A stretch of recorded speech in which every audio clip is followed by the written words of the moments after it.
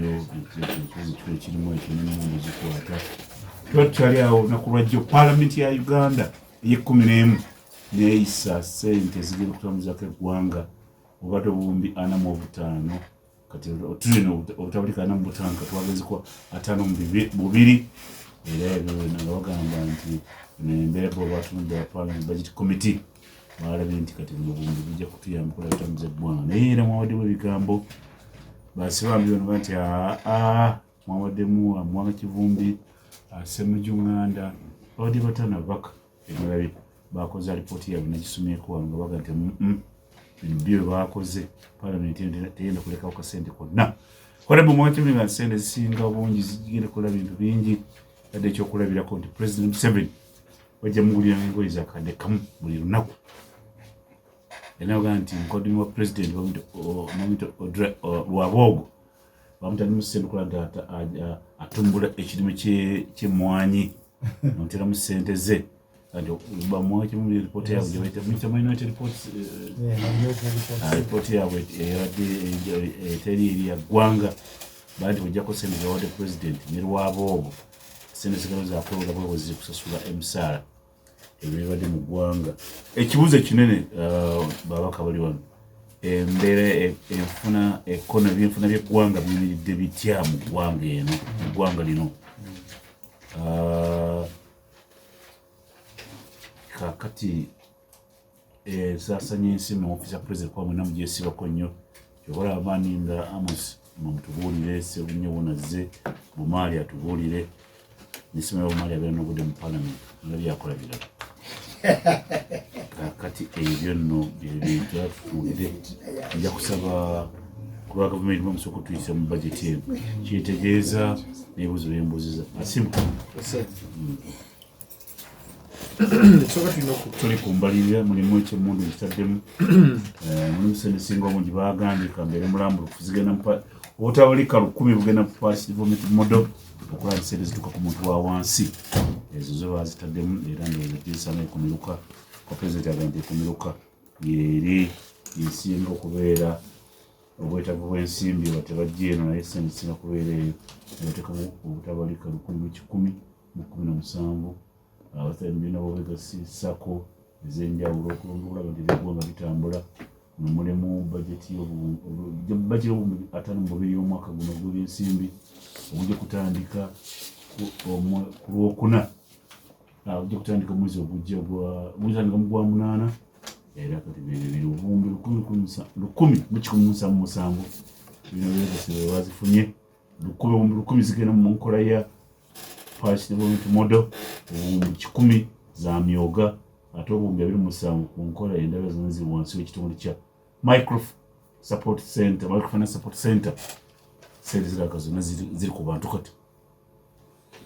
kino machunda med ekisooka mufunze mu figures wakiteeke mu namba lambulant wategere kanambule mu namba tugenda kukozesa obutabalika 5 n'obutundu 7 ku butabalika 5 tugenda okufulumya esente zisinga zigenda mu kubeezaawo gavumenti kubeezaawo abakozi ba gavumenti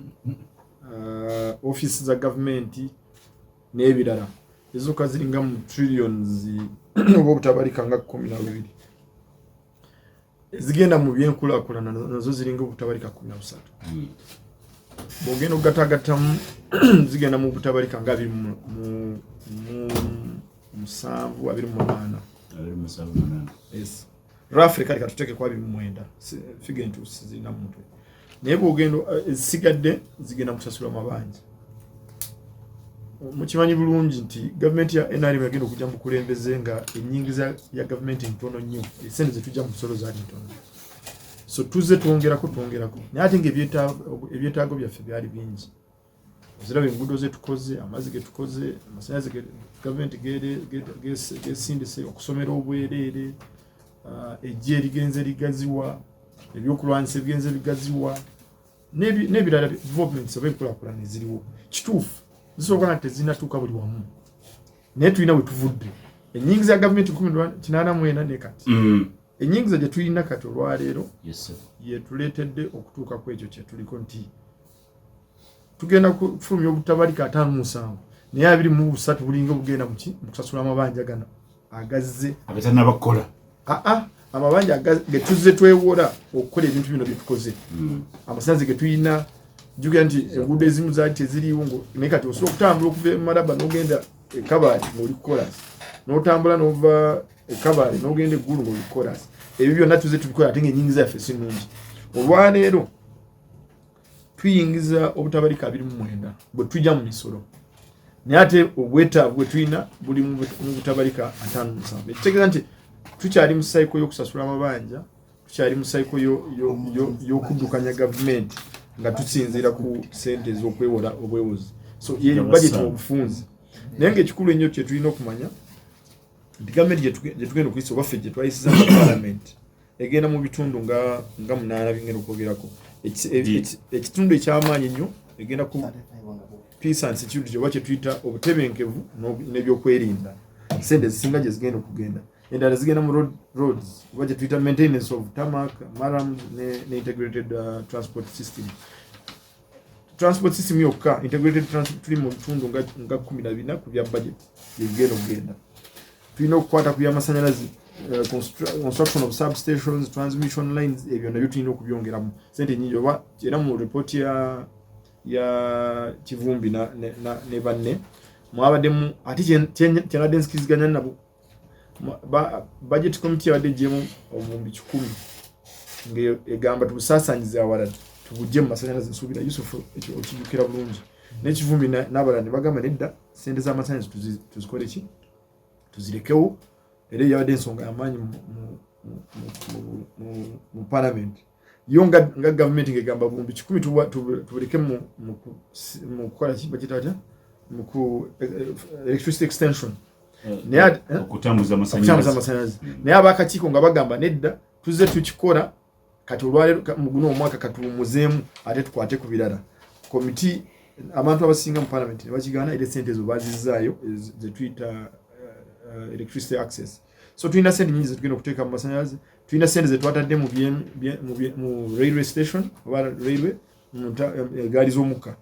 tugenda kuddaabiriza egaali y'omukka egende Moroto tugenda kuddaabiriza egende Kasese ekyo nakyo nazo sente bazitaddemu then baataddemu sente za irrigation systems baagala government waliwo project ey'okufukirira amazzi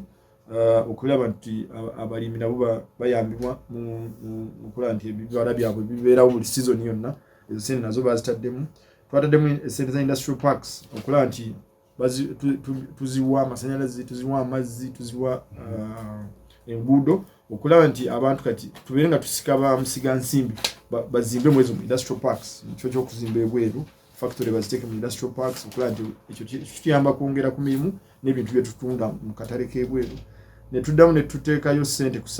medical services ezo of course mwazirabye zigenda mu malwaliro okubeezaawo amalwaliro gaffe aga region ezo nazo zabaddemu nyingi then of course implementation ya parish development model ezo akabumbi nako mwakalabye tugenda kupeerezaamu n'ez'emyoga nazo tezigenda kuvaawo then mulimu ne sente zetwayise eza private sector development support zez'obulira Mwanga Kivumbi ne teams zebadde balwanira okugamba nti tetuziteekayo ezirimu ebbiliyoni 7 ez'okukwatirako omwami azimbe factory ya vaccines yeddagala mulimu n'ez'okukwatirako consortium newankubadde bagiyita ya Lwabogo bana njaga tukitereeze bulungi Lwabogo ye coordinator wa president mu bintu ebikwataganya ne export promotion nti yakwasaganya ebintu ebiyamba ku government okufulumya okukolera wano ne twali ebweru export promotion bakiyita batya mu Luganda soko nyambeko export promotion kulaba nti export promotion okututumula ebyamaguzi yabi coordinating kati kino kitugamba ekya Lwabogo sente za Lwabogo sente za kuteekawo ekyuma ky'emmwanyi jjukira nti ennaku ezo nga parliament twagaana esente twagaana support baali bagenda okuwa omukyala gwe tuyita Pinet mu by'emmwanyi bwe twagaana kampuni ne zeekonamu muno kampuni 15 ezikolera wano mu mwanyi ezigamba ffe naffe Pineti kyabadde agenda okukola naffe tusobola okukikola ne bagenda wa president n'agamba kati mwetaaga ki nga ffe twagala ki factory linda ko si sente bagala factory n'ababuuza eyetaaga sente meka ne babaliramu obuwumbi 100 obwa dola n'abagamba ezizola nga gavumenti tuzisobola muleke tuzikole muki tukikole factory tukikole mu phases so phase esooka bwe buwumbi buno bwe baba badde obuwumbi 3 meka mu musanvu esente zo tezigenda mu Lwabogo zigenda mu consortium ya company 10 na meka bakola ekibiina nga bannayuganda abali mu mwanyi Lwabogo naye ali mu mwanyi Lwabogo ye coordinator wa kulwa president ndaga twabule ebintu bibiri oli coordinator kiri kibiina kya mwanyi Lwabogo alina ekyuma alimira we tali mu mwavu ye achikira president mukulaba nti akula atutumula ebyokukola ki ebyamaguzi ebigende ebweru gwe mulimu gwaki gwa Lwabogo era bwe yajja mu kakiiko yajja kubanyonyola biki ba plan okukola teyajja nga mulimi wa mwanyi ekyo ndagala tuterezeemu anyway ekikulu nnyo tumanye nti tugenda ku implementing a partnership development model emyoga ne private sector development program then send ndala kulaba nti oil and gas development eziri mu amafuta getwasima ngo tugateeka mu sente kwanga jukira nti Uganda National Oil Company twajibadde obumbi 208 okulaba nti emirimu okusimula amafuta okusimula amafuta ne tutandika okugatunga gaali gafuluma dya amafuta gaali gafuluma 25 ye program betugamba era budget ya 225 lusuubira okutandika okufuna kasente akava mu mafuta so katuli mu kuteeka mu buteesi naye tetunajjamu tuli mu kuteeka so ne mu budget twatadde mu sente mbadde njagala nnyo banga binyongereko ishara nga mukama akiriza nga omaliza ensonga otuwa ekifaananyi ebyenfuna by'eggwanga bweyimiridde kati ngenda kusemba ensembayo sente twazitadde mu Uganda Development Bank ne Uganda Development Corporation kanzije katono sebe tebijja ku nguudo kiri Uganda musanga amadasula sente basula amagoba interest kusente zebatakozesa mbebuze kyobuze kinene honorable asimwe tuna economy y'eggwanga Uganda gazi katono kazi zino ziri abiri mbiri zibulakozesa wa etani bakutegeeza aba DFC Bank babuuza nti wanagala okuzimba ennyumba ekyoto kyo ebyenfuna buganga okufuna obulungi otunda ku bintu nga bisatu balina ekisooka enyingiza y'eggwanga abakugu ba Bank of Uganda batugamba of course the Ministry of Finance batugamba nti okuva lwe twava mu COVID ebyenfuna bigenze biterera nga basuubira nti tugenda ku growing wakati wa 5.7% of our GDP to 6%. Kitegeeza nti ebyenyingiza byaffe bigenda kweyongerako bigenda byeyongera enyingiza y'eggwanga egenda yeyongera ku bitundu 6 ku 100. Ekyo kiraga nti we are taking a good direction. Tuli mu recovering okuva mu COVID bwe twali. Ekyokubiri kitusobola okumeasuringirako enyingiza y'eggwanga ye inflation gye tuyita emiwendo gy'ebintu okubeera waggulu. Bw'ogenda okukwata omwaka oguwedde ne guno batulaga era abakugu batugamba nti inflation yaffe egenze ekkirira to 9.7 7.4 in real terms. Ekitegeeza nti era nayo emiwendo gy'ebintu kigenze gikola ki gidda waggulu olw'okuba nti amafuta kati gagenze gakola ki gadda wansi. Jjukira nti amafuta gaali waggulu nga galeetera buli kimu kyonna okubeera expensive. Kati okuva lwe byakendera kigenze nakyo kitereeza enyingiza y'eggwanga. Ekyokusatu kitumeasuringirako economy y'eggwanga ye poverty levels. Kituufu bagamba tetunabeera bulungi naye nga nayo trajectory ya poverty levels naye egenda eraga positivity. Tetugenda okutuuka 2025 ejja kuba evudde ku bitundu 39%. That was their projection nga tuyita mu budget. So kiraga nti enyingiza y'eggwanga egenda eterera buli lunaku okuva nga bwe twabadde mu COVID. Ebyenfuna biyimiridde bitya mu kigambo kimu ebyenfuna of course tetunatuuka we twagala biyimiridde bitya mu kigambo kimu tetunatuuka we twagala naye nga tugenda bulungi. Enfuna egenda tugenda mu maaso. Olwaleero mu misolo tugenda tusuubira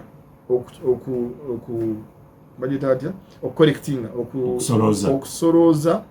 obutabalika 29. Ate mu mwaka oguwedde twali tusuubira twa projecting 25 neka tu projecting abiri mu mwenda ekigeza tweyongeddeko by 4 trillion kitulagira nti ebyenfuna bikola ki bigenda bitenda okusinzira bwe twali emyaka emabega ebyenfuna beyogerako bisonyiwa abantu omusolo gwa butabalika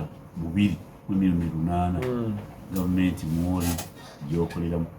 era gwogamba tugenda kusoboza nga tumina tax exemptions gwasoma exemption tax okusonyiwa abantu omusolo yes kituufu medi nga parliament twataddeko ekkomo okusonyiwa abantu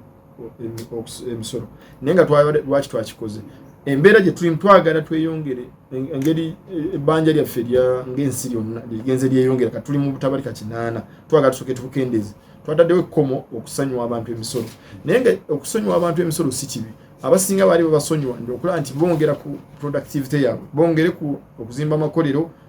kubanga ezo zibabala okutabalika 2 obusinga baali babuwa abaleeta amakolero ono babagamba oleeta ekkolero n'oliteeka mu ggwanga tujja kusonyiwa omusolo bwe guti ne bwe guti nekireetera abantu bano kyokukolera ebintu byabwe mu mawanga amalala ne bajja ne bagaleeta wano so ekyo tugambye tukale bye tufunye tubifunye amakolero ge tufunye tugafunye tukendeeze ki obutasala musolo okuva n'olwaliro I'm sure financial yejja tugenda gezaako nnyo okulwanyisa obutasonyiwa abantu misolo tulabe nti tuve ku 2.9 at least tweyongereko wamu ebyenfuna bigazite tuyinza kuggwayo bumali sikumuzinga waziwadde PGM bingi tuli ekibuuzo kimu ebyenfuna ebyaffe mu ggwanga nembalirira eno maze okusomera kubakumusonyi Medi ebyenfuna sijja gamba nti birungi naye njagala kugamba tutambuddeko ensi ezisinga okuva wezaava mu covid paka kati zikya struggling okulaba nga ziddamu okumwenyesa ku bantu baazo naye bwetunulira Uganda emisinde si mingi nnyo naye tusenvula tuva mu buyinike bwe tubaddemu oluvannyuma lwa covid gwe twalimu ng'olaba nti okutambula kwe tutambula kuwa amaanyi era ndowooza nti senga tuteeka mu nkola omulundi guno financial yeeno ensonga ya parish model eyo tetambudde bulungi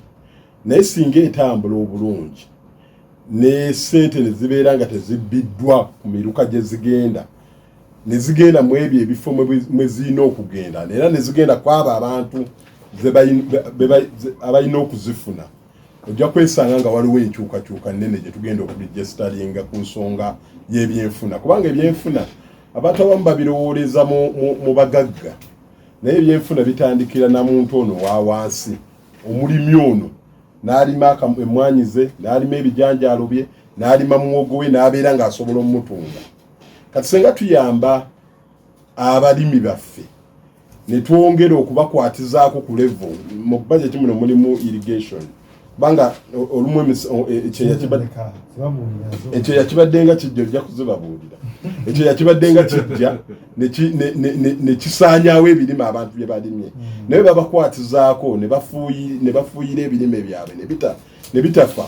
waliwo enkyukakyuka esobola okujja ekizibu ekiriwo nti abantu baffe buli kintu ekituukawo baagala okidduse ku omulundi gumu kyova obudawonalbonsibambi abadde ambuuza wano tusente mmeka era yendowooza ye ku parish model era abuuzizaawo nti parish model erimu mmeka naye medi gavumenti weba ekola ebintu bino naffe ffennyini abali mu mbeera zaffe ez'enjawulo yadde toba mu gavumenti oyinza okuba oli mukulunsi ono musuubuzi mututumufu wali ku Jaliya City waba akola pologulaamu zaawo byonna tabikola lumu agenda akolako kimu nga bw'atambula kakati ne irrigation yeno tosobola gitandika mulundi gumu noga buli omu afune enfukirira y'ebirime senga omusana gubaguze nolwekyo nze ndowooza era ntera nnyo okukubira bannanga omulanga nti gavumenti weba erina ekintu kyereeseewo nga tulowooza nti kirungi abantu bonna baveeyo bakiwagire mu kukiwagira okwo kukijjamu omulamu ogusinga okuba omulungi etriliyoni eno eri mu parish development model medi bwe tugikwata obulungi gavumenti negiteeka mu priority yaayo mu priority entegeeza nga ne funding egenda kubanga waliwo enjawulo wakati w'okukola budget n'okufulumya ssente ezo ze batadde mu budget. Senga government egira ssente zino eza parish development model ne zifuluma ne zigenda ku bantu ate n'abantu bezigenzeeko ne zibatuukako nga temuliimu kubba, temuliimu corruption, temuli era baweereddwa abo abasaanidde tulisobola okusengula ne tubaako bwe tutuuka. Ekizibu ekijjira Medi kwe kuddira omuntu asitasaanidde kufuna n'afuna ate nga abadesigninga puroguramu eno yadde baagamba nti omuluka gugende mu million 10 tebaagamba nti buli ali mu muluka ne mwami Nsibambi omuluka mwalimu naye afune kubanga ali mu muluka ogwo nti ne Imam Kasozi oba Honorable Sebunyoono nti newankubadde ali mu muluka naye afune. Mulimu abantu abagwanidde okufuna abali obubi ennyo era singa abakulu nga abeemiruka baddira abantu abo basaanidde okufuna essente ezo ne babeera nga be bazifuna nga temuyingiddemu babumaali, nga temuyingiddemu bakyamaani be kuzeegabira, nga temuyingiddemu bakansala kuzeegabira, nga temuyingiddemu kugamba nti ono yampagira nnyo mu kalulu nange kamuddize ne tutunuulira oyo asaanidde essente zino tujja kuzifuna. Kakati enkola eya Honorable Nsibambi gyayogedde senge ediba nkakasa Medi parish development model ejja kufunikamu ekyenjawulo ekiriwo gavumenti kyekoze ku kino ku mulundi guno nti eprofilinze amaka gonna agasinga kumpi ebitundu nga 8 ku buli 100. Ministry ya ICT yakola hub nga bagenda ne babuuliriza ne bamanya nti amaka ga Nsibambi ono mulekwa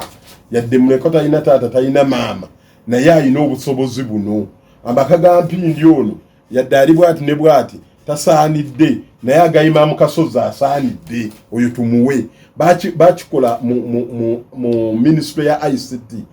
era n'ogendayo Medi n'okilikinga booti bw'oba bagenda mu maka ago details zo mweziri. Medi ali bwati, Medi alya kimu, Medi abaana be ono tasoma, okusoma kwabwe kwakwenyola, ebyo byonna data yo mwali. Kakati okwawukana ku mbeera eyasooka sebabange basoma enkola nnengo mbadde mpa kyakulabira wego akola ku radio ya Ssaabasajja oyinza okuba mu abo kola mu Bwakabaka Medi Sebo mbadde mpa batulabirira wansi mbadde mpa kyakulabirako sobola kulowooza nti eri ali wano ku radio ya Ssaabasajja Kabaka akola emmengo n'abeera ng'ayaggayaga ekyo tekisoboka. Ensi on the world erimu ensi 195. Uganda eri mu kya 17 mu nsi engagga 195. Ono yalinga mu banka yalinga mu banka ono yamanyi okukola 195 tola ku 17 tuzayo meka okusemba abimunya tetubera bulu Uganda mu nsi 195 ziri mu nsi tuli mu kya 17 mu bugagga mbadde tukola mbadde muzasi yalinga mu Greenland Bank kubala tuzayo meka Medi ekyo nzikiriziganya naawe naye omulundi gumu waleeta wano programu era we nali nnyonnyola ne kugamba nti omuzungu Sir William Churchill bwe bakola research wano mu Uganda mu Africa baasanga nga Uganda erimu ebyo byoyogedde era ne batubuulira obugagga obuli wano mu Uganda naye era ne nkugamba nti ffe nnyini bannayuganda obwavu buno obumu bwe tulimu ffe tubwereetera ate bwe nagamba bannayuganda namenya ebiti byonna nga waliwo ekiti ekya gavumenti, waliwo ekiti ekyammwe bannamawulire, waliwo ekiti ekyaffe bannabyabufuzi, waliwo ekiti eky'abantu bano abaawansa abalina okutandika obugagga obwo. Naye abakulembeze tetuyamba bantu betukulembera era owulira nga Honorable Nsibambi wano wabalasiza wano nange ndi mulekwa parish model osandide otera kumpeetaano kati abakulembeze fenna fetu tusibiza sabo ne yanziza omukulu ampadde anyongedde n'omukandala ogw'eddola 2 fe ngamba we tugendedde mu kuwummula nje ekizibu ky'eggwanga lino obukulembeze okuviira ddala wansi ku byalo okutuukira ddala waggulu. Bwe ngamba wansi ku bwalo ntegeeza ne bano baimaamu Kasozi abakulembeze b'amadiini bwentira n'entuuka eyo paka ku palamenti paka ku executive tulina obuzibu kakati okujja omuntu mu bwavu tekitegeeza na kumuwa ssente kukyusa ndowooza yena ndaba gy'alabamu medi tubadde wano oyogedde ku bulwaboogo ng'oggyeko ekyokugamba nti lwaboogo coordinator naye twalwana olutalo ffenna ku nsonga y'emmwanyi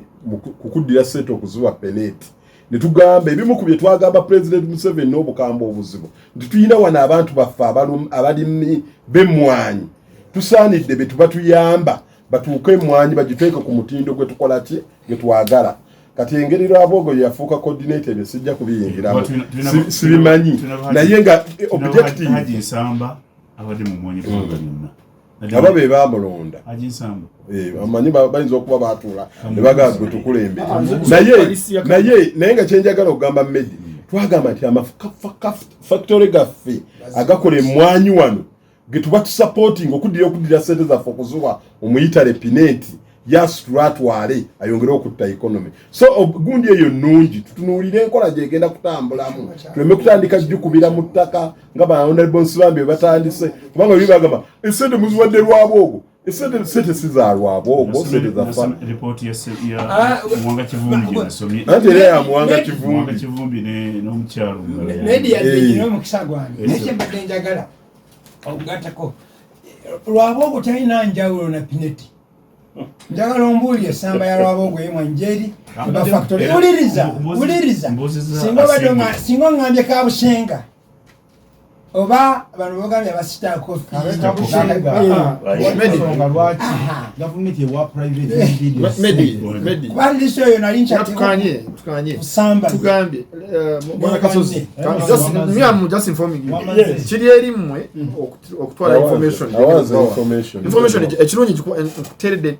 company 15 ezigenda okukwata sente ezo nzikuteredde ku simu yo leero zibasomere kubanga nze bwenzi bose bajja kulowooza mulindeko nze nsobola okwesomera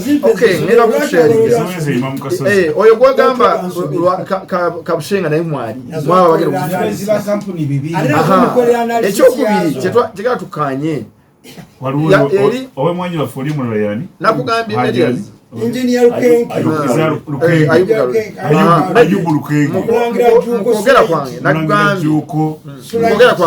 nakugambye areas of focus of this particular budget fefeka bakisanga parliament netugamba supporting a private sector mwemwali second emufundikire kuba babadde bampa information nze kyenjagala okugamba bwe tubulira bannayuganda ziri mukulu okusinga bwe twasimanga tugamba Uganda is an agricultural country. The cash crop of Uganda is what? Tea, coffee and cotton. The 3 C's, coffee, cotton and tea. Kakati Uganda ebyobulimi byusente na Uganda eri agricultural country ubosi yatugamba nti abantu 10 balimi ekitongole kya government mwaka seyo ko kutafaali mu byobulimi twataddeyo naye nga si ssente zitegeereka tubadde wano mu Bulango neŋŋamba sizirina wano kugundi naye sibambi agambye mbadde njagala kugamba Medi kamaleyo bubiri buno kubanga tulina budde ogenda kunjija kumulamwa mbadde nkugamba nti twagamba essente zigende mu bantu baffe ab'emmwanyi abalima emmwanyi wano era wotunulira budget eyo sente zibagenze bazitematema gundi eno etwala zino gundi etwala zino kati coordination yeno gye tulina okutunuulira naye tetukuba kiri ky'abantu bafa abalina amafactory ga wano kubawa ssente abo bazifune oba coordinator waggulu yaliko ekizibu nga yemugambye ekyo tutunuulire ekyo naye tuleme kuvuma kino ekyokugamba nti gundi afunye ssente kubanga waliwo coordinator oba gwe batakkanyiza naye economy yefuna mukama wange wenyenda okutandikira woyogedde naye mpadde sandala bw'obumaali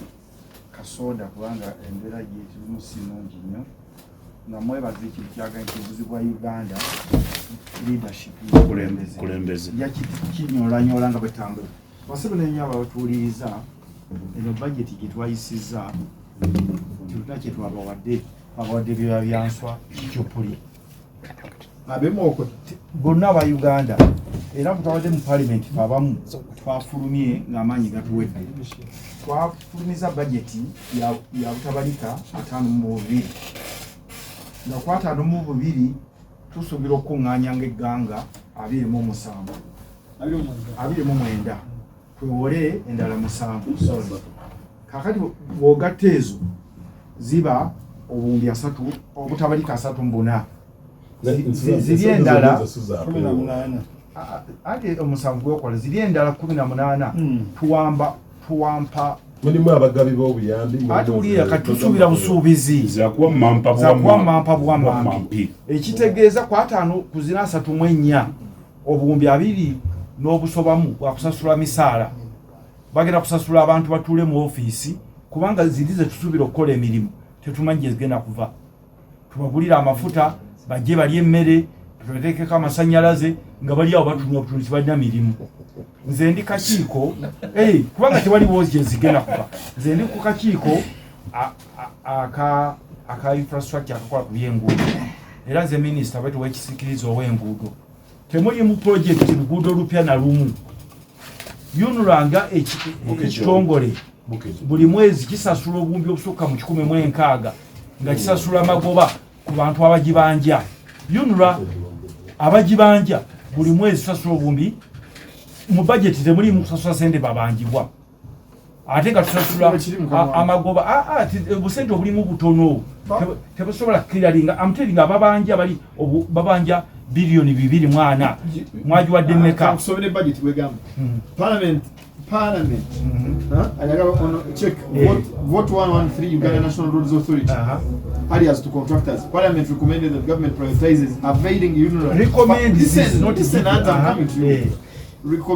prioritizing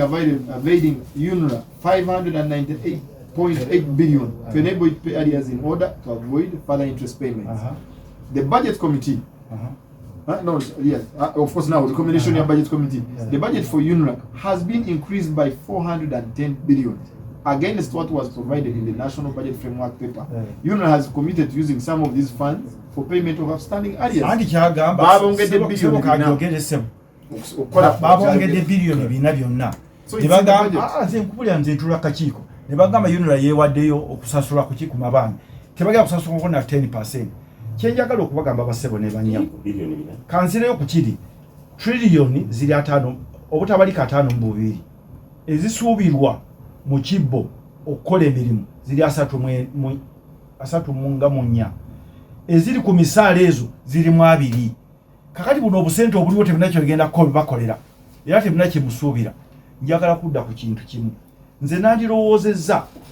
era obuzibu bwonna temunenya na president nigye mwita gavumenti gye mutamanyi munenye ffe bamemba ba parliament batuwadde budget eno amateeka gatugamba ffe tulina okusalawo era kyetwayagadde ekyamasanyalaze kubanga kituwa obululu ku ground eno si sente mwazizizaayo esente zigenda mu kwonoona ze twalaze nga ffe abaludde oluvuganya naawe zoolaba ez'empewo tulina obuyinza ga parliament ozigaana ne tugamba sente zigende mu malwaliro zigende mu byobulimi. Nze nina ekirowoozo nti amaanyi gonna tugateeke mu bulimi tugambe nti emyaka 10 ebintu byonna by'okwejalabya n'ebirala bye tulaba katuffe tutereeze ebyobulimi. Sente ze mugamba kati honorable Mpiiri zabadde ayogerako wano njagala mukitegeere nti ebyobulimi omwaka oguwedde twabiwa obutabalika kamu bilioni 1.7 trillion. Omwaka guno zasse nezidda mu kamu bilioni 4 tezeyongeddeko zasse busi naye bw'otunula omwaka oguwedde obusente bwagenda mu bulimi tebuna kye bwakyusa. Kati bw'ogamba nti muwadde sente okufukirira ng'ate mukendezza bukendeeza ne muga kati mufukiridde empigi okiriza information asooka malize ensonga eno mufukiridde empigi temufukiridde bukedeya ekyo mugenda mukikola mutya ekyokubiri mu zino ssente ze mumanyi nti agriculture ebintu byetuweereza ebweru 285 ku buli 100 kwetuyimiridde ne mugiwa akatabalika kamu mu bilioni 7 ne mudira sekita esalina mulamwa nga State House ani ne muziwate sente nga almost ziringa nkaga ku buli 100 oba okusingawo nga njaka njogere anti muwadde 405 kakati agriculture gimwandi badetekamu sente nga parliament bwina mukiraba oba ne health sector kakati bwe mutula ali mu parliament muga nti government egambye bweti government egambye bweti awo wali obuzibu emperedwe mpindi sente ekizibu bukulembeze kubanga febe bawa obuyinza nga parliament era musobola okigaana yo government musobola okigaana at that level kati byamasanyalaze kubanga bikuwa obululu eno temaziganye sente nezidayo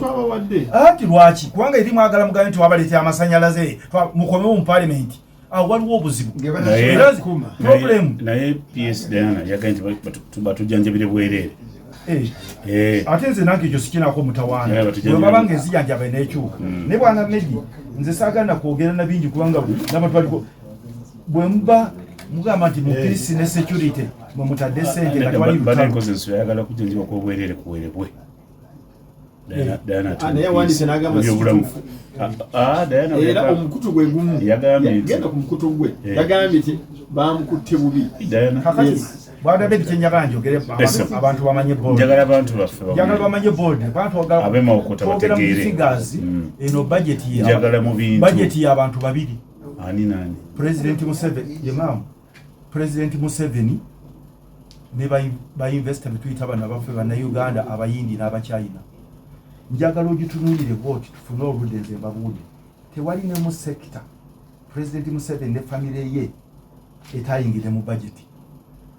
tewali mu sector abayindi abo mulaba nazimba wano wali buli project gye baleese oba nfu n'abachina ne bagiyisa mu parliament fefe nyiri fetu biraba je mutula sisimanyi lwaki tunenya nebona n'utinja government yakoze bweti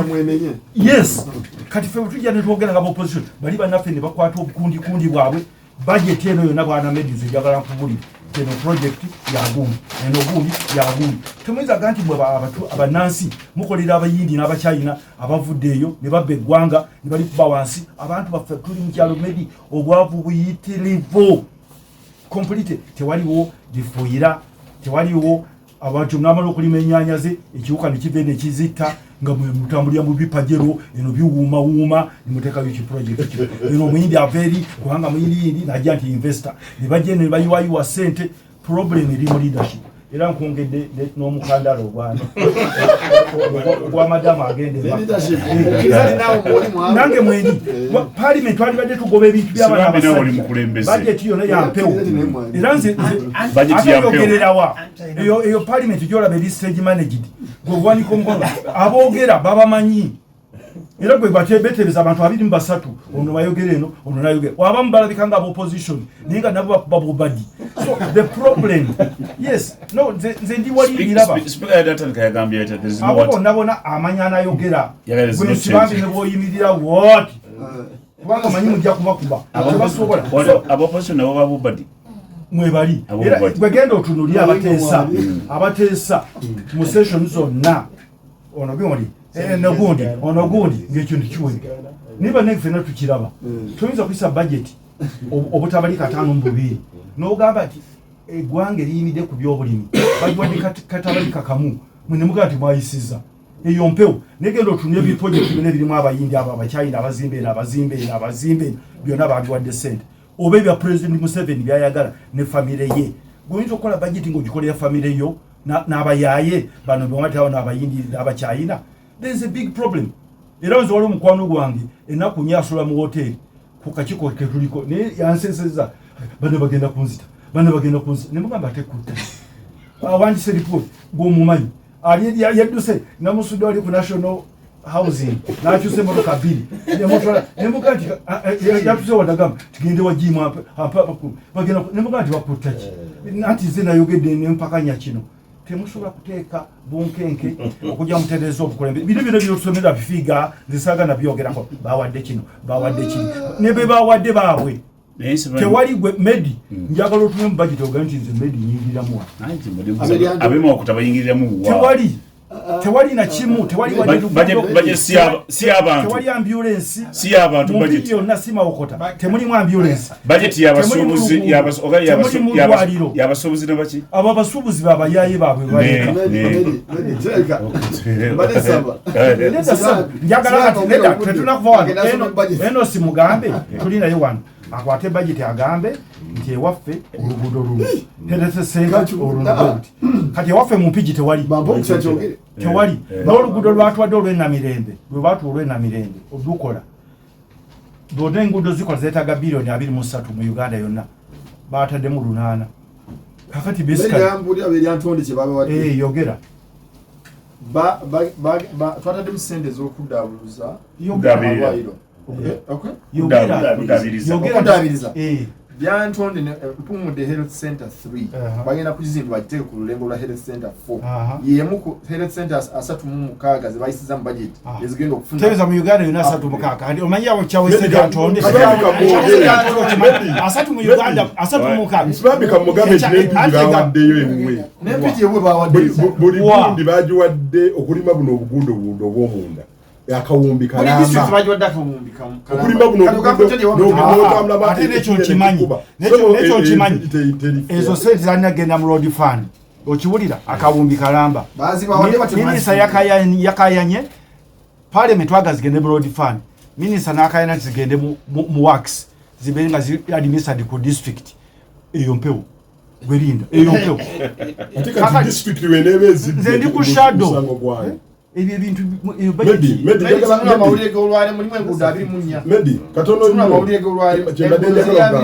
mu Uganda yonna engabo ezaaliwo era omwaka oguwedde bakololiwa akantu kamu nsibambi agambye tewaliiwo oluguudo n'olumu njagala kukiteeka ku likodi nti mu bajeti eno mulimu enguudo 24 mu Uganda yonna agambe temuli yadde olumu ekyokubiri njagala kumugamba nti buli district yafunye akawumbi olina jawa nayogera enguudo medio zimanyi ate zonna banazikola Imam Kasozi Parliament ife tugenda gayonze naawe netugoberera bitwayisanga budget metuyita mu budget act budget act nga Minister of Finance nabateekateeka budget President Judge Soma katuli the Public Finance Management Act amendment ya 2023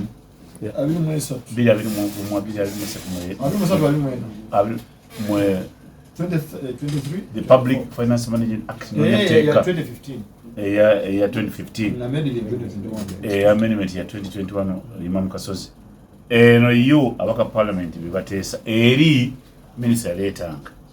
mu Uganda mulimu budget yo mulimu allocation bismillahirrahmanirrahim ebyenfunire bitya Imam Kasozi okusooka nebaza omukisa gwenfunye twawadde n'okuwuliriza ba-MP n'ensonga zaabwe muzirabye ekinnuma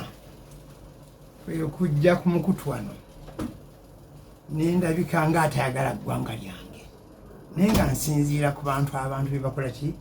bibogera nze Medi nze ndi muntu wa bulijjo naye agoberera ensonga kuba nsobola okusomesa esswala n'ebirala naye ekyo kyenkola ki kyensomesa abantu sikiruzi n'ebirala byonna ngaekigendererwa omuntu yeeyimirizeewo kino kyetukaaba kino ola omuntu ajja n'akuleetera ebizibu bye ng'alowooza ayagala bikole ki obimuyambe ntera okugamba abantu teri agenda kukumalira bizibu byo okuggyako ggwe kubanga naawe ebyo byennyini tosobola kukola ki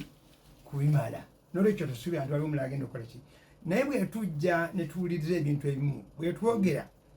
abantu n'obanga omulabi w'eggwanga lyo ntera okugamba abantu singa nze nali mulabi wa Uganda naye badde nafuluma Uganda dda nalina emikisa gyonna ng'ate migazi naye ŋŋamba nti ndi wa wano era wenkolera ebyange nina n'abantu bange abafunye emikisa bawangaje ebweru baga nti kutemu nemaga nti nedda saagala njagala visa bwe batampa visa I don't mind kuba ndi comfortable n'embeera ya Uganda yadde enzibu ekyokubiri ntuukirwako bannayuganda bangi medi bangi across board nga bonna ekibatawaanya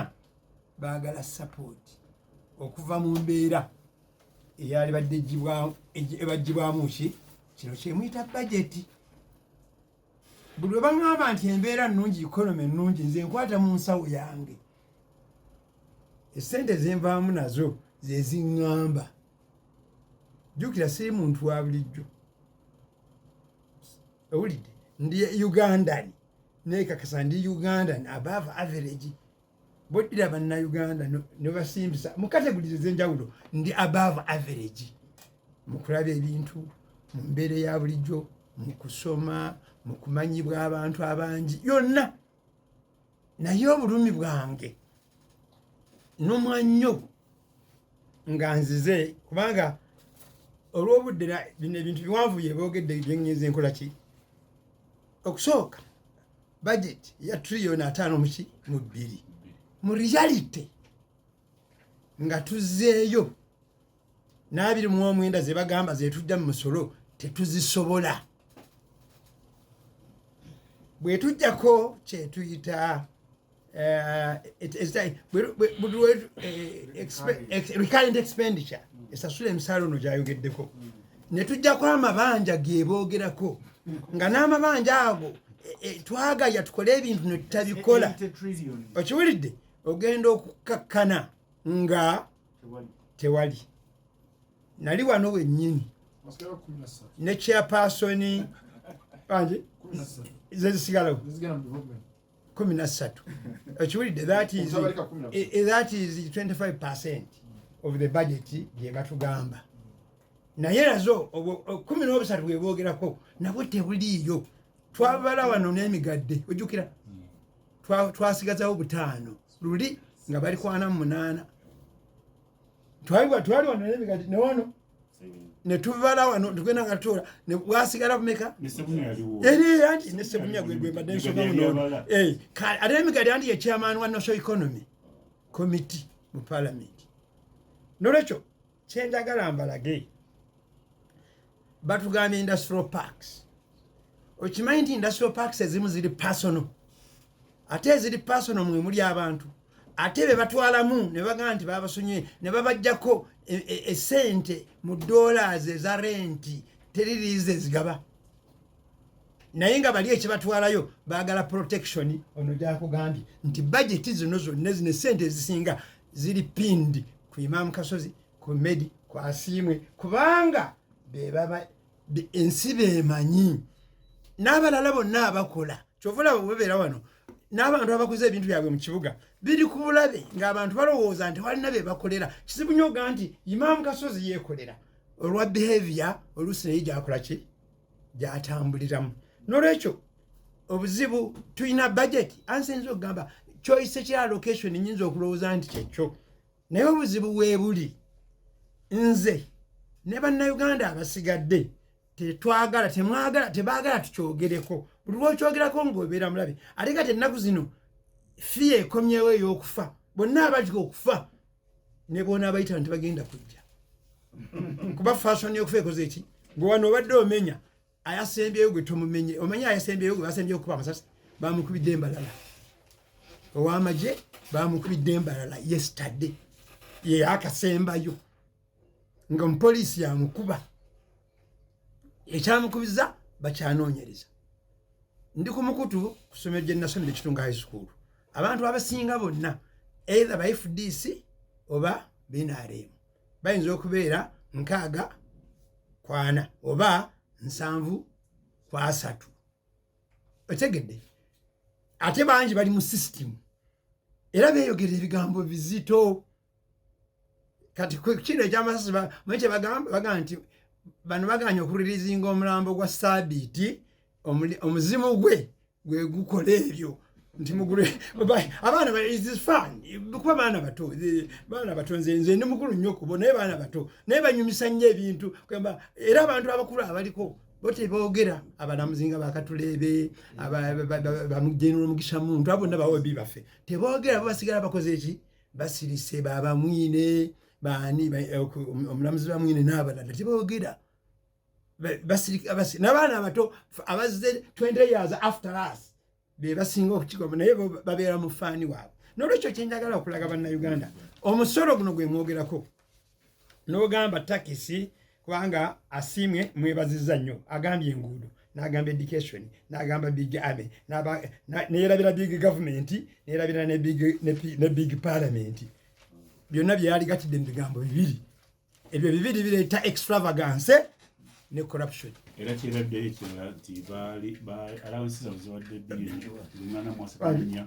8 agambye roads education big army ebyo byonna ntibitwala essente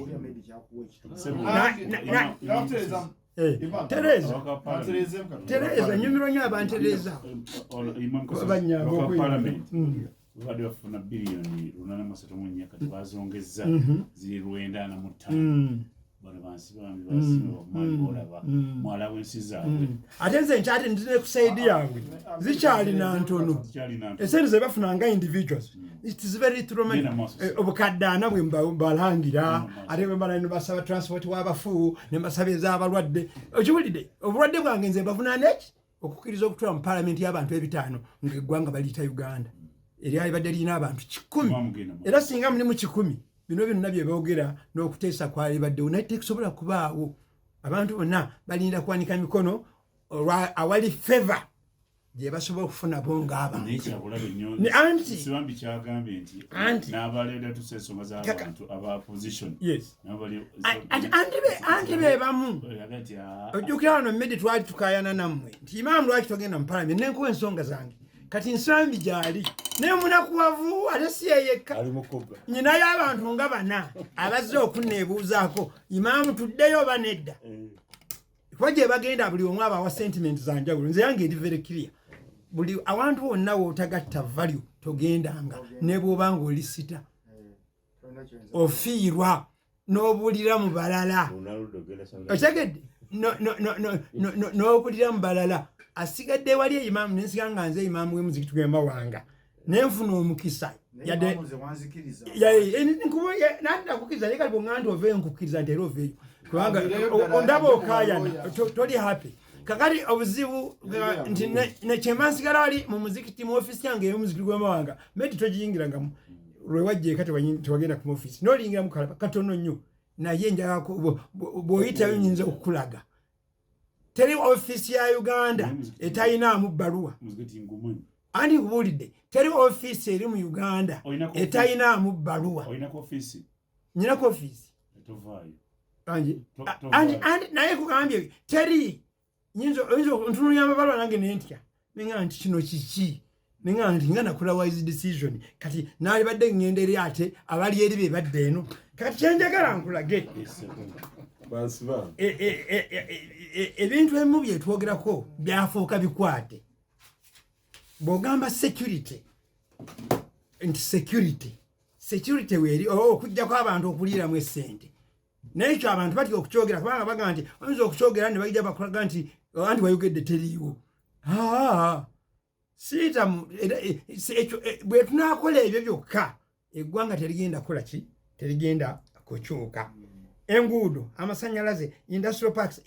ezisinga okunuma n'omusolo guno gwolaba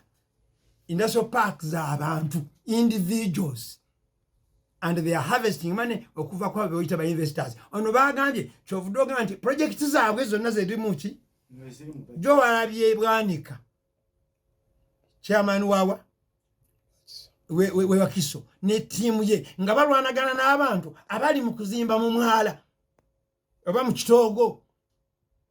okiwulidde naye we batuuka waabo balina backing kati wenjogera naawe ennakasike waliyo problem ku ttaka naye abaami oli yajja n'emmundu nga teriiko na bbaluwa bamwine ye mujulizi wange kwa yali aradisi waayo n'emmundu n'agikwata n'agimuggyako bamwine omusajja si mwangu bwe yamala ogimuggyako bamwine bamuwa transfer ekyo yasookerwako ekyokubiri gwe bajja kwemuna kataleetanga mpapula naye ayina kyebakoze kyeki bino byebagamba we are dismissifying ne baddira ensonga zetekalibagana ziri mu presence office bwe muntu okamba bagamba status kwekoleki esigalewo naye gye bagamba esigale ekiro kyeggulo abaami abo bensobola okumenya amanya gaabwe wano nga sinaamu kutya kwonna baleese abantu 40 Kamunye ne bajja n'ejjambya n'emmundu ne batandika okukuba olugo werutaabadde eyo statusco kyebava bagamba system eyabadde yabalamuzi eyoza ekyo baagikijjamu ekyapa ekiraga nti bali bebatulugunya bebananyini ttaka kiri very clear oli yateekawo nti nze nagula ku Mulangira Mawanda nabano bagula ku Mawanda omutuufu George Mulangira Mawanda George yali neighbor wange waliwo empanga emunyonyo ne bagula ne kati be bali mu kubonaabona nga baana bato abaana b'Omulangira Kayundu gobamanyi Kayundu omanyi ibadiro aba family bali mu kubonaabona naye nga ababonyabonya besiga ki kati bwebuzi bino byonna nebwe munaleeta ne munasomesa endemeka utafuna abantu bavumu ng'ono oba nga Ssemuju basemuju kyemwagala Yesu abeesobolera era oli bwe yayimuse naga naawe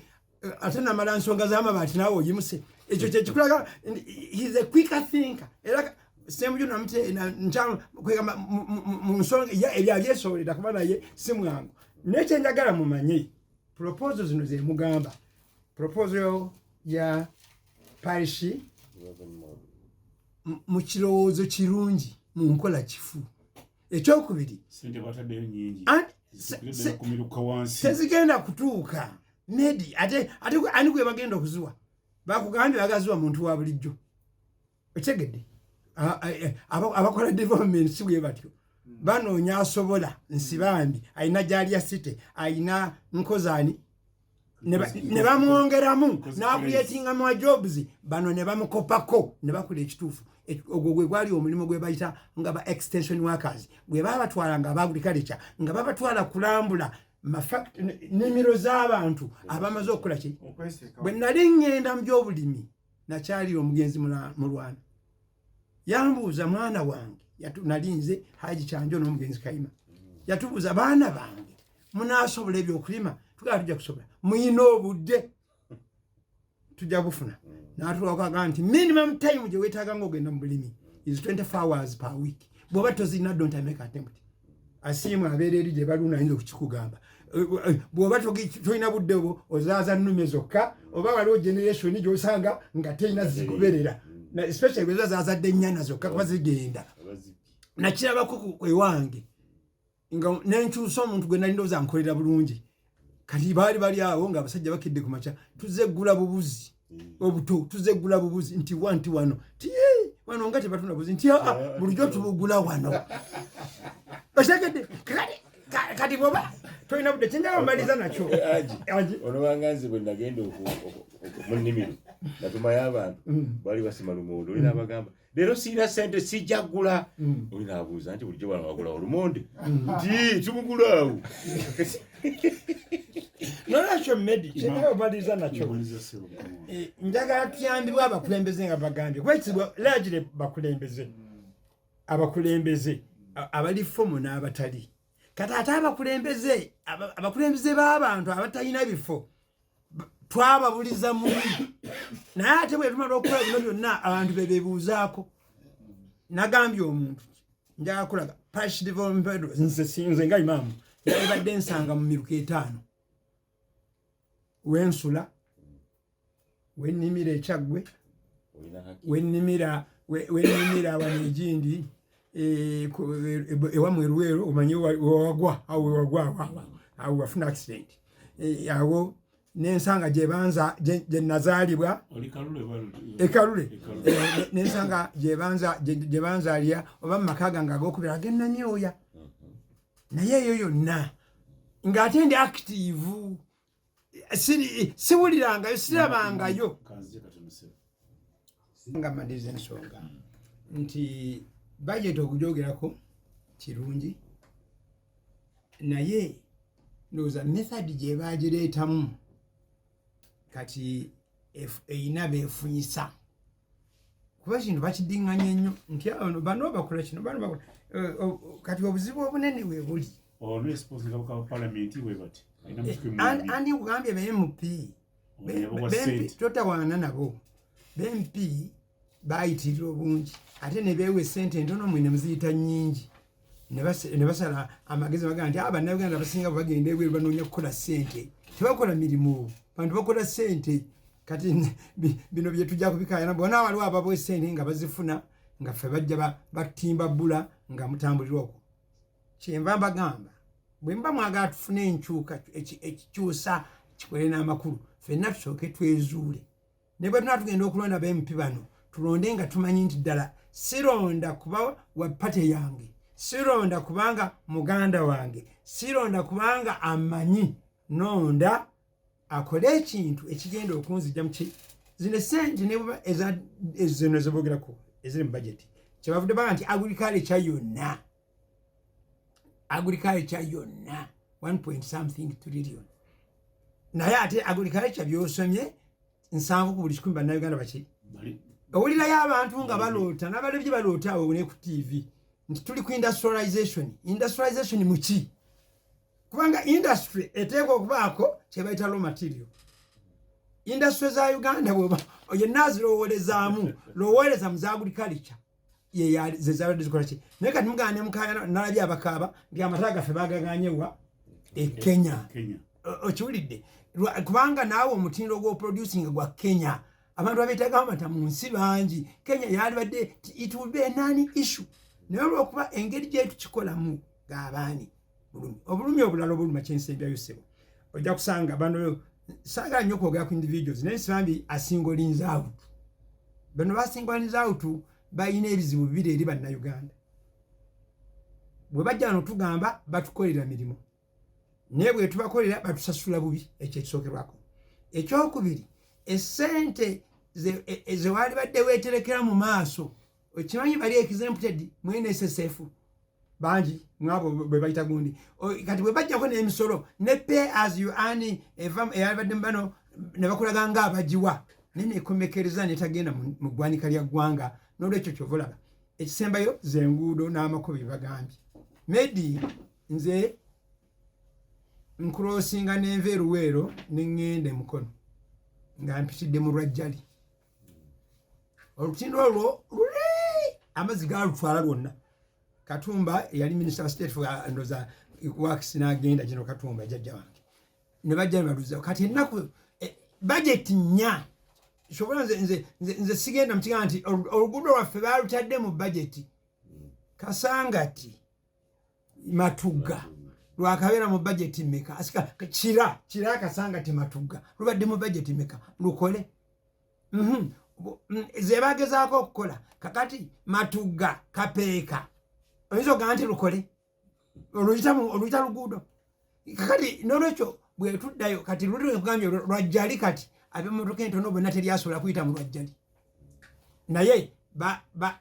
bakaluka olwasooka basima olwaddako ne basimbamu emitayimbwa olwaddako bajeti yaddako ne bazimba egundi wano bwe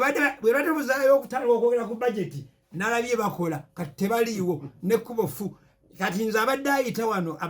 mbadde nsala kilomita 3 kati nvuga nyongerako kilomita 3 ku lugendo neŋŋenda Kalagi Kabimbiri Kasawo ŋŋende Seeta Namuganga naye lwembadde nva wano ndi Zirowe sala Lwajjali ndi Seeta Namuganga kati n'olwekyo okuteeka obuteesi n'amalwaliro ge boogerako health center ezo zonna bagambye 36 nkakasa bwe banaaweze 15 nga bazikoze baali badde basaana enkoko nesisuubira nazo bajja zikola ki kubanga ndi mukkiriza nnyo andi kugambye bwe banaazikola ndabyeko medi ndi musajja mukulu myaka 69 mbaddewo ebbanga ddene ate engobera efa mu ggwanga medi n'olwekyo bino byonna okubyogerako byanguwa obiteeka mukola kyebitwalwe kyova olaba choice munnayuganda gwe wa bulijjo genda okola omulimu gwe gw'osobola ove ku guno gw'ogamba nti bagenda kuwa essente ogukole kuba kati gwe gw'oyagala ogwo gugenda nakukulemesa ekyo ky'osobola. Salaamu alaikum. Wa alaikum salaam. Sebunya. Kasule. Waji. Zino gulina. omanyi nadde alina kayogera imaamu nenzikira nti bambasade baffe tebandibadde ba marketing officers mu nsi gye bali takaya n'amata gaffe gali Kenya tebagatwala Nigeria yagala amata oli abuuziza twagakolera Kenya yokka tunayo okigere ambassador bakitwala amata gaffe Nigeria economist ene bannayuganda nabyanfuna tubalamusiza naye kansooke neebaze ku balimi kubanga bano bonna boogera nze ndabanga ye mulimi yayimirizaawo eggwanga omulimi natambuddeko mu Uganda wano wantu wangiko wesiteera nempitayo kati ggulo nabadde nfuutuka kakumiro nempitako ne muntu etwe abantu babadde bagezezzaako okulima n'okukola kyebayita food inflation inflation yaffe generally yandibadde eri wala nnyo singa emmere tusuubula nsuubula okuva ebweru nga tonabagamba bambasada baffe bamaketinge batunde ku bintu byaffe ebiva wano at least ababirimi abantu bafubye okulima n'okukola ekizibu kya Uganda ffenna na bino budget olaba twogera n'obutatuukirizibwa ye bad work methods zaffe ng'abantu generally lwajja lya mukaaba contractor ali okwo adaaga budaazi adaaga budaazi kyenalabyeko nga ntambula nti emigga gyonna gino lwajjali mayanja buli gyayita olumusa ayagala kukola ki kwabya myala wayinza okwebaza nebaze kwayinula at least mayanja ingine waffe Sonko ow'Empigi atwala yunula station eyo yanambuzaako mu migga egisinga obungi babadde bagikuze ne standard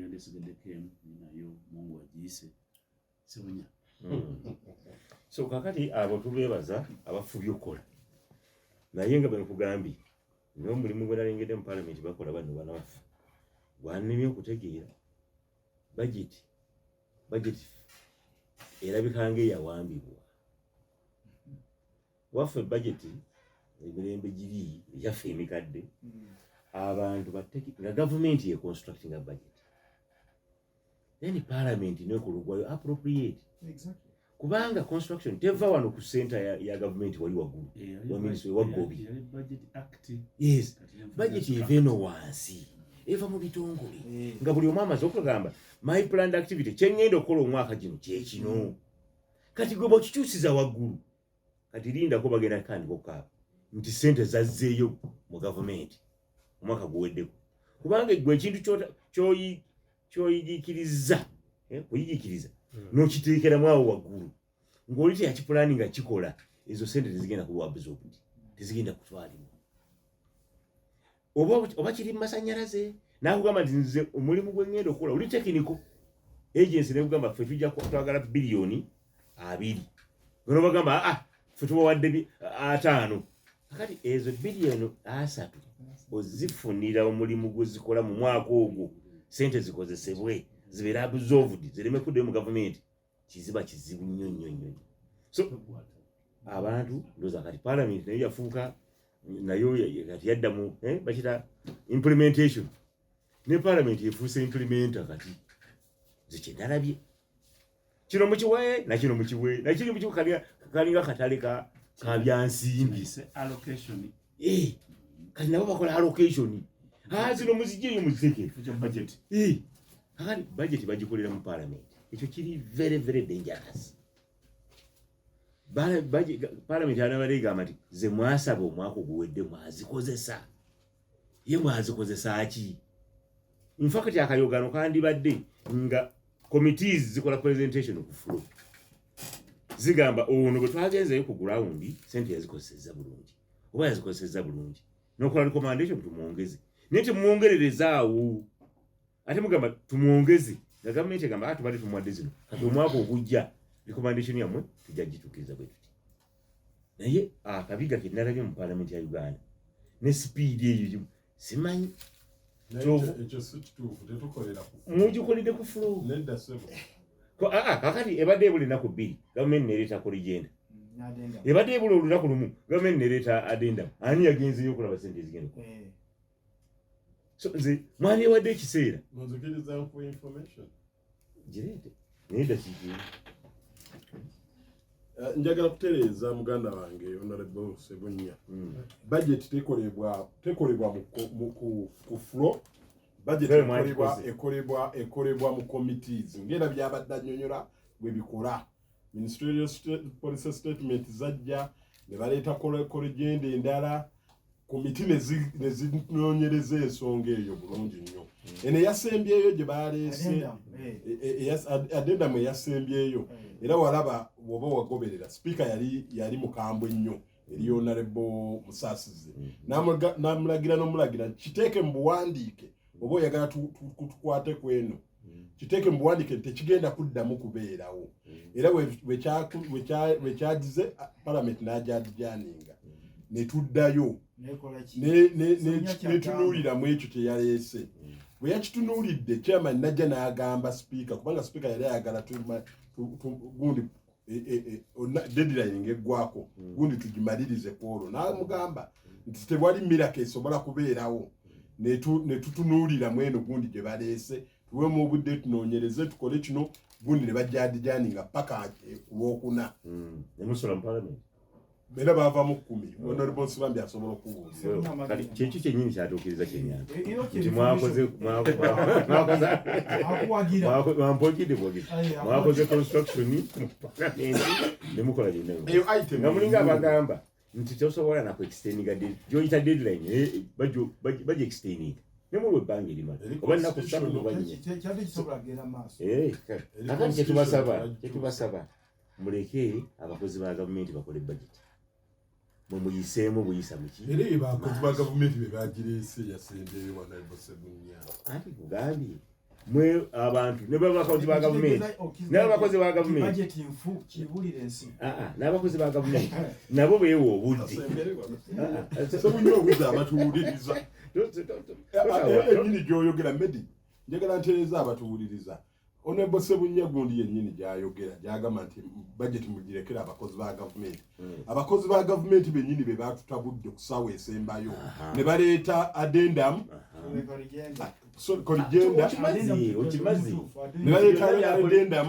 ku ssaawa esembayo nkugambye sipiika n'atabuka n'okutabuka n'agamba kiteeke mu buwandiike temugenda okimazi wakizimu kyona kitekyole nkugambye ne baba abakozi ba gavumenti nabo beewa obudde obumala obuteekateeka bajeti ya Uganda ekyokusatu nti omuntu wa bulijjo wandibadde otunuulira era kyoba olinda okuwuliriza nti last mile ya bajeti nti bajeti yeeno einterveninga ota mu bintu by'okola bajeti yeeno ekwatako etya bwenga omuntu wa bulijjo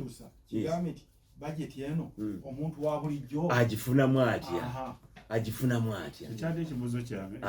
kakati bino ebisinga ebinene nga bwe nkugambye nti budget is an assumption kirowoozo kuba tosobola keera ku makya n'ogamba budget ey'omwaka ogwedde yali mmeka nti trillion mmeka ekyo kye bayita budget call sakula okebezajja bwe yajjira yali ya sente mmeka yali ya sente bweziti mu mwezi gumu neva ku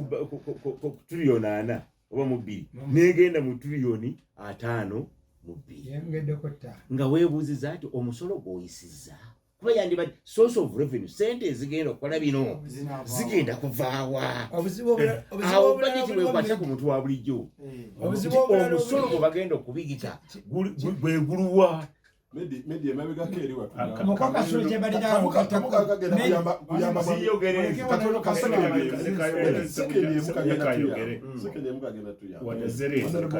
Honorable Sebunya ono ali mu gavumenti akola mu ofiisi ya prime minister yekola ebyo byonna byayogera kati lwaki budget gyawaana yandibadde ennungi ye nga prime minister kati si wala prime minister ye lead of government business debate gyenjagala keko kembadde debate gyenjagala Sebunyaleka wa CPA nze debate gyenjagala mu bantu budget eno etukwatako etya kikibuzo kya kati omuntu amanyi omusolo gwe ogugenda okujja tufunamu ki nga tonna bana kufuna ngenda kuteekamu ki erita kikusowaani ngenda kuteekamu ki kubanga sente bagenda zijja mu bantu ba bulijjo awo debate y'omuntu wa bulijjo wayandibadde buli omu n'amanya nti kati byakwemyumyula oba spending nnyo oba kati nteketeke fees bemala tekateka fees ne bino omusolo gwengenda okuwa enkola ya budget yabadde kululu yabadde nkyamu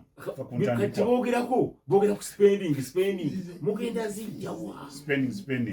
mugenda kuzijjawa kati omuntu wabuliyo wosana mubuulire sente tugenda zijja wano nawano ekyokubiri kisemayo ku sente kati gwe omuntu wa bulijjo sente eno ogenda gifunamu kikyogenda otunda ofune sente mu nsawo naawe obeere mu mana ekonomi eno gye boogereramu bageti nga haji ono bwakugambye nze ogwange gwakulima nanaasi ogwange gwakulima nanaasi ate omuntu wabulijjo munyonyole oleme mumatiza mumulisa bumutiza wamukiikirira obubuulidde kasule obuzibu obulala bwetulina bajeti tugikolera abantu bameka mu uganda kubanga obos luli yatuwa facts entuufu netugamba namwemu bwetuuse mu bajeti batugamba namumusanga bazibazeddi omuntu wa bulijjo okumutawanya n'ebintu ebino ebizibu ebyamaanyi nimutawanya tugenda kola bridge wano tugenda kola bridge wali tugenda ebyo omuntu wabuli ayagala kuwulira nze sente zinkwatako zitya amasomero bagenda kunkyajinga mmeka sente ngenda kuzijjawa beba palace development model omuntu akimanye nze mwendi basiriimu kakati abantu baffe mubatawanya n'ebintu ebizibu ebyamaanyi nembasuza nga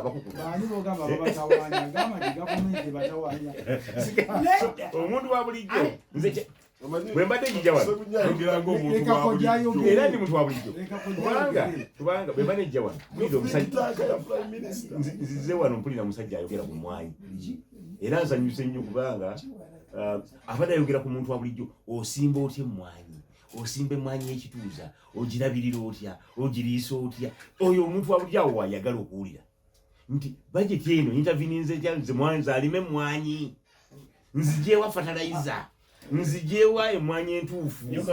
gavumenti gyoyogerera etale musene mekambuli sibogerera gavumenti simusanga naye tugamba abantu babulijjo tubawe doze bagwanidde ani abawa doze n'emirimu gyaffe gye tukola wano kibenga giyamba omuntu wa bulijjo okufunamu bakati batuuse wano bakanye bukayanye mwe mwagigabanye bubi ogwe waziwadde jjo kakati omuntu wabulijjo tumuwe dozi emugwanidde kiki kyolina ofuna mu bajeti eno weteeseteese otya tutafe into the budget mwenna wamu namwe abakiisi nga imangu watugambye nti nze nimaki nima nanasi akimanye nti ok bwolima enanasi ojja gifuna mu booti sente zona ofunamu ogenda osasulako kino fiizi z'abaana n'omusolo guno yedibeti abantu babulijjo gye baagala so bino ebinene nnyo mu bibasonyiwa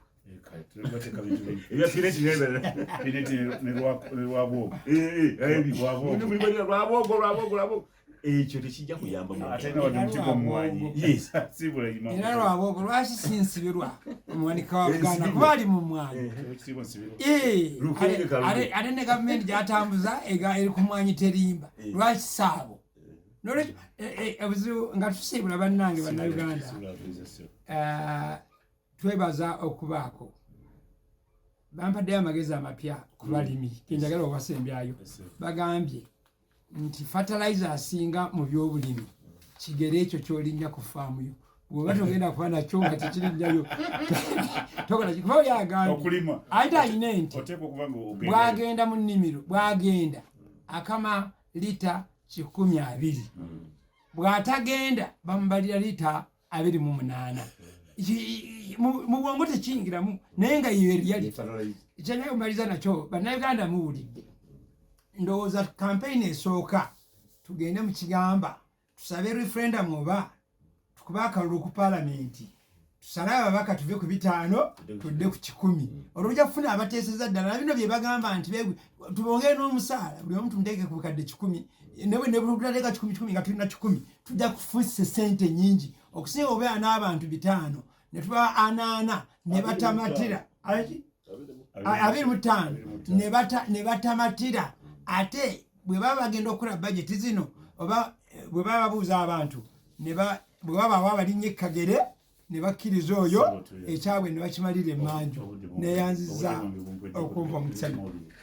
Bedi nange neyanziza olw'obudde sijja kwogera bingi njagala kuwebaza abadde batuwuliriza nentumira ne bakama bange abanyingiza mu palamenti. Sebo nange njawo kwebaza kujja wange sebo nyambadde eri emabega nga nkuba bukuba engalo kubanga okwogera amazima oli egamba nti okola wa pulezidenti okola mu gavumenti eno gavumenti ina okubeeramu n'abantu ngamu bubuzibu obuliwo yagambye obukulembeze bino tujja ne twogera wano ebijja okutwala eggwanga lino mu maaso sebonya kujja omutwalo bane akwate obudde bwa butono bozise bankadde kyetubasaba buli omu adde mu nnimiro eyo gye bayise fatalizayo kukola obeere nayo mu mane ekonomi bajeti wene kunyumira